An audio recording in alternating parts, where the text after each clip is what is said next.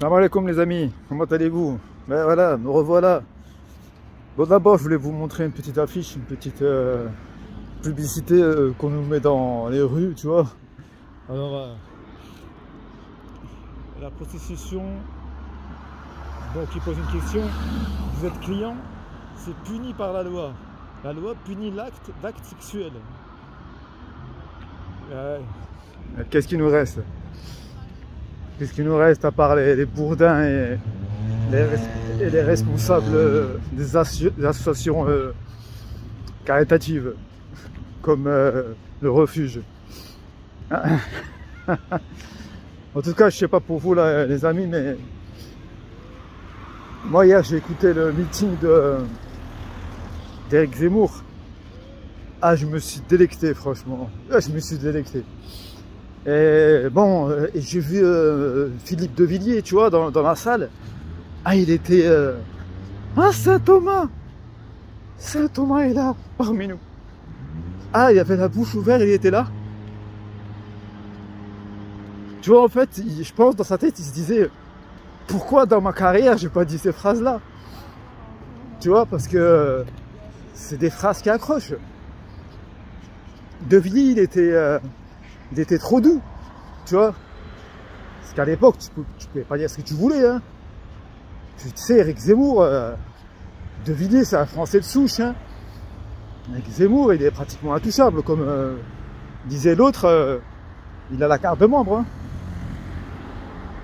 Tu vois, tu peux pas le toucher, Éric Zemmour, tu vois. Éric Zemmour, il peut dire vive Pétain, et regarde, tout le monde s'en fout, quoi. Quoique sur le sujet, je suis un peu d'accord avec lui. Le vaincu ne peut pas imposer des choses aux vainqueurs.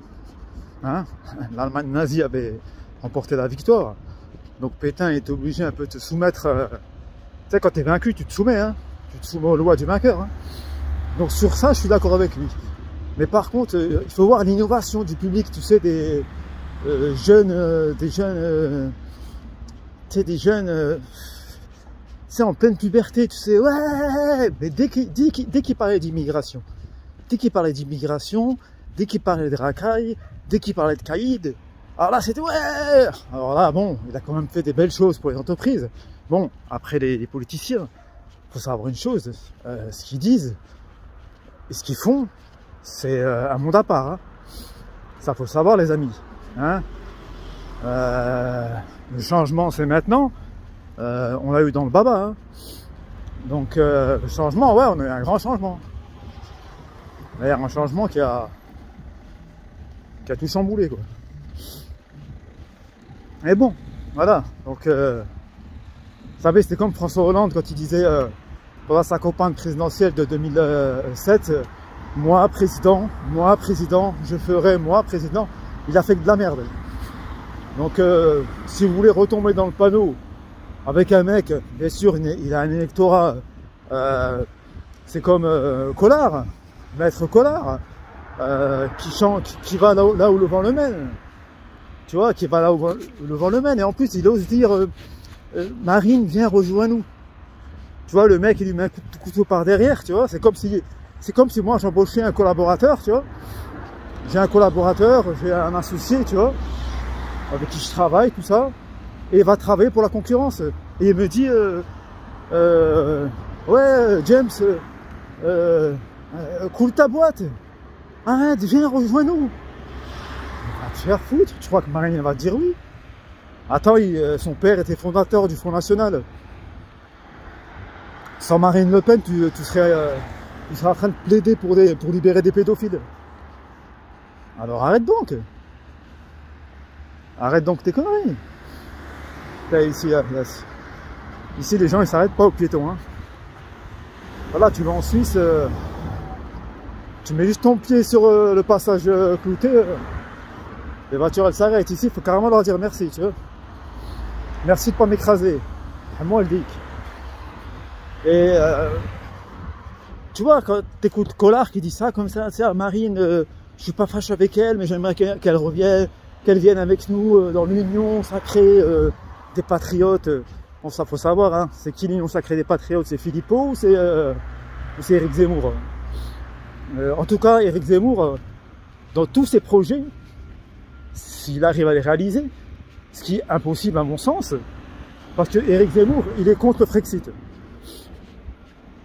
Donc il est contre la sortie de la France de l'Union européenne. Donc toutes ces lois qu'il veut faire, il ne pourra pas les faire.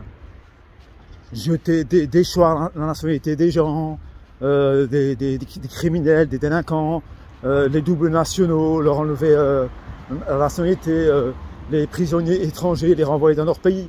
Déjà, leur pays d'origine ne les veulent pas. Ça, faut le savoir.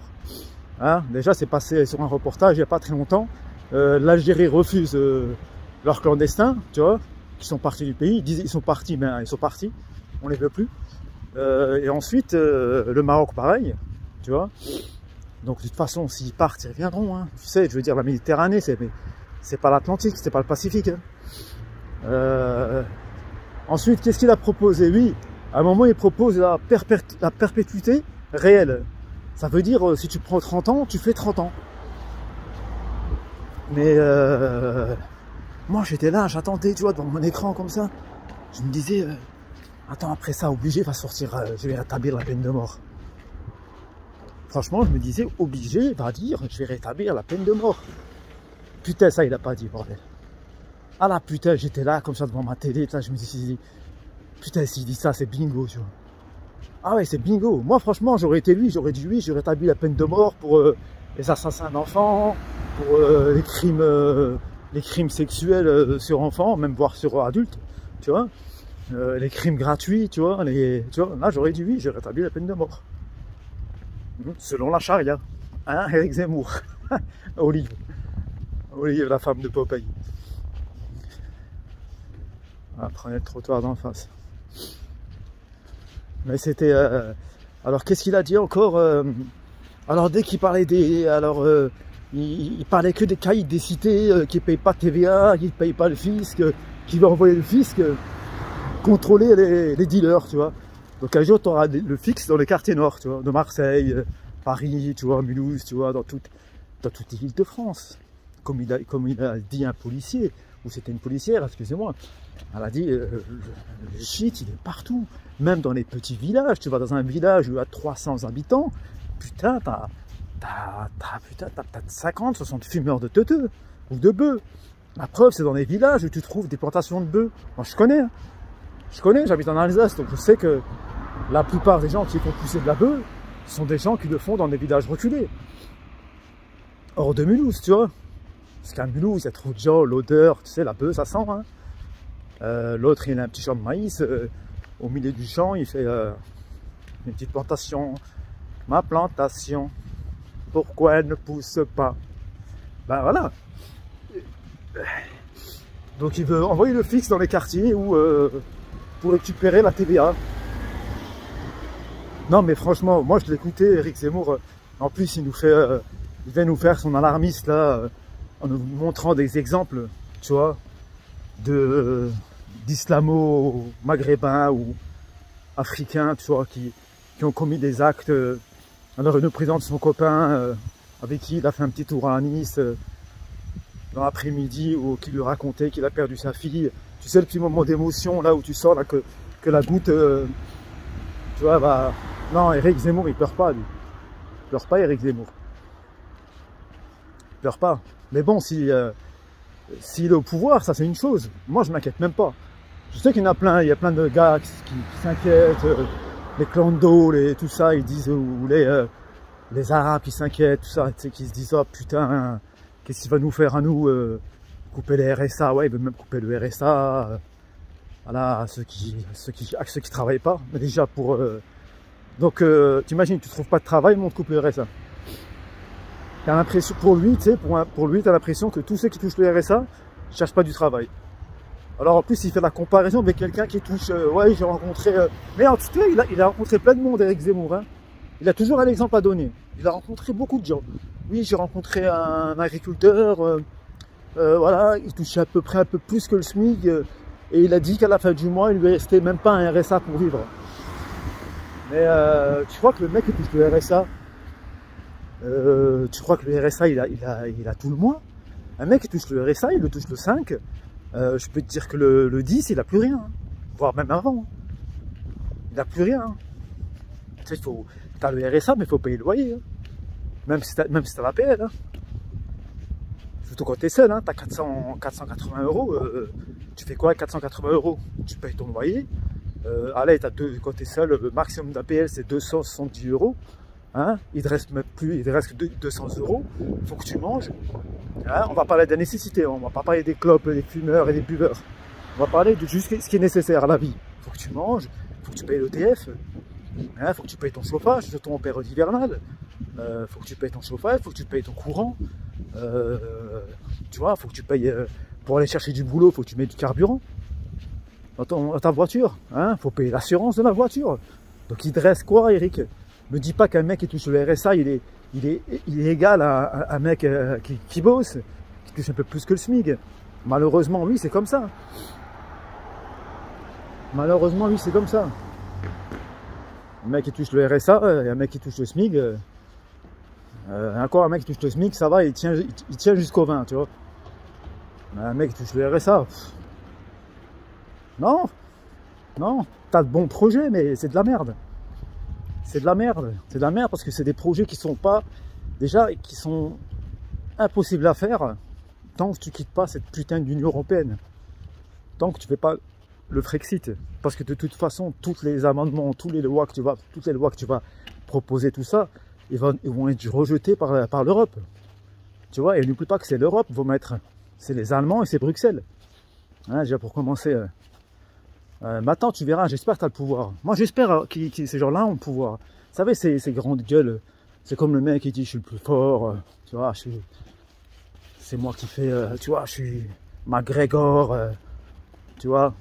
Voilà, moi je vais vous sortir de la merde. Bon, on verra si tu vas nous sortir de la merde. Moi, j'espère que tu sois élu. Et j'espère pour tous les Français qu'ils soient élus. Comme ça, après, on verra. On verra qui a eu tort ou qui a eu raison. On verra. Vas-y, montre-nous ce que tu sais faire, Olive. Montre-nous ce que tu sais faire. Donc c'est bien beau de mettre des lunettes. Je sais pas, c'est bizarre, t'avais pas de lunettes chez Ruquier, t'avais pas de lunettes avant. D'un coup, t'as mis des lunettes, je crois que ça fait plus présidentiable.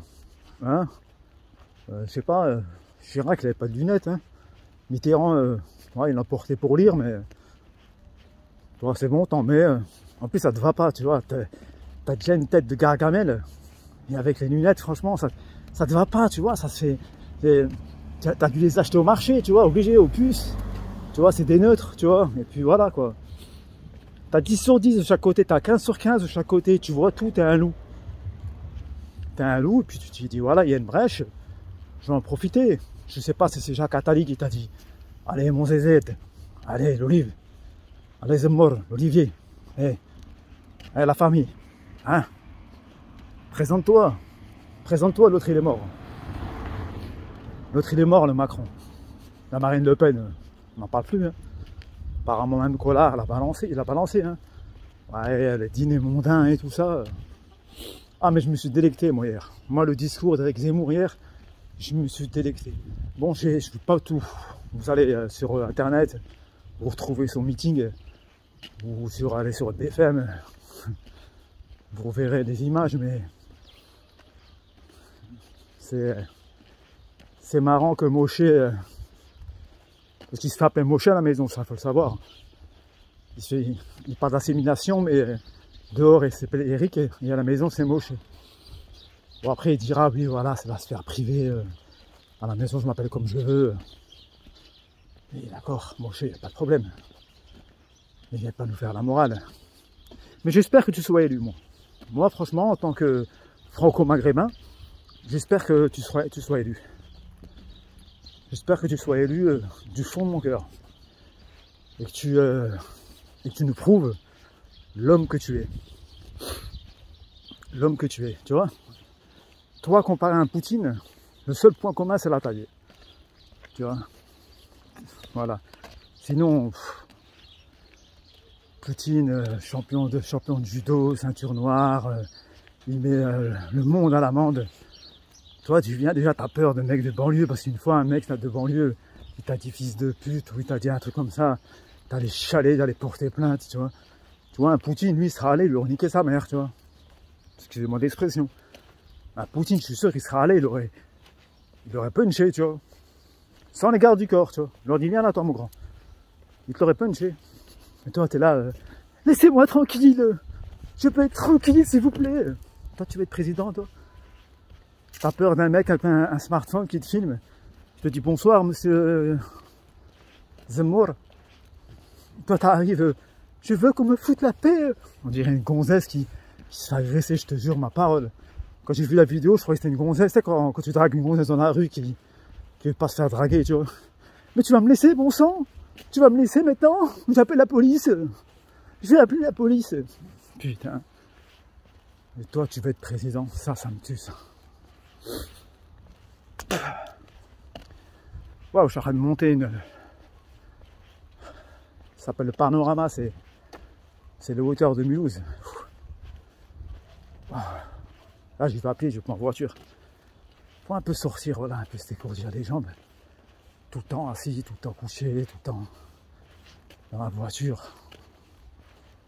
C'est du bien de marcher. En plus, là, il fait froid, mais ça va, c'est un froid sec. Donc ça va, il n'y a pas de vent. Alhamdoulilah. Bon, les amis, allez, si vous voulez vous marrer et rigoler un petit peu. Et il dit des choses, franchement, pour moi, il devrait faire du stand-up, tu vois. Moi, je serais lui, franchement, je ferais du stand-up. Je te jure, franchement, avec Bellatar, tu vois. Toi et Yacine, tu vois. Toi et Yacine, vous ferez franchement, vous ferez un duo parfait, quoi. Ça serait Eli et... Bonjour. Ça serait Eli et Dieudonné, quoi. Et là, ça serait Bellatar et Zemmour. Hein? Qu'est-ce que t'en penses, Yacine? Propose-lui ta première, tu vois. Bon, allez, les amis. Je vous laisse. À plus. Prenez soin de vous, vos familles. Allez, salam alaikum.